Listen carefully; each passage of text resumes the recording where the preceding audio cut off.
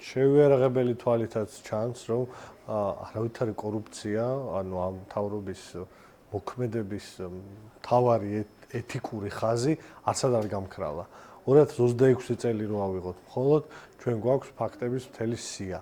დაწყებული უეცარი გამდიდრებებით, გაგრძელებული კანონის მორგებით, საპრივატიზაციო წესების მორგებით და დამთავრებული რამოდენიმე ათეული მილიონი საჩუქრები უმაღლესი რანგის თანამდებობის პირებზე, აბსოლუტურად ყველა ფორმა და სახეობა კორუფციისა ისევ ყველა დონეზე არსებობს და განსაკუთრებით საგანგაშო და თვალშისაცემი არის ეს ზედა და საშუალო რგოლებში.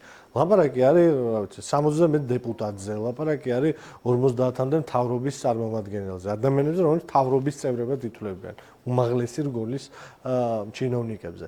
ლაპარაკი არის ყველაფერზე, დაწყებული უეცარი საჩუქრებისგან ოჯახის წევრებით, კიდევ ერთხელ ვიმეორებ და გაგრძელებული კლასიკური კორუფციული ფაქტებით, როგორც არის ტენდერებში გამარჯვება, უკონკურენტოდ და ასე შემდეგ.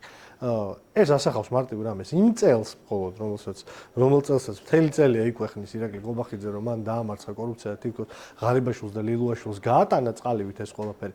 არის აბსოლუტური ტყუილი და ჩვენი მოსახლეობის კიდევ ერთხელ სიცრუეში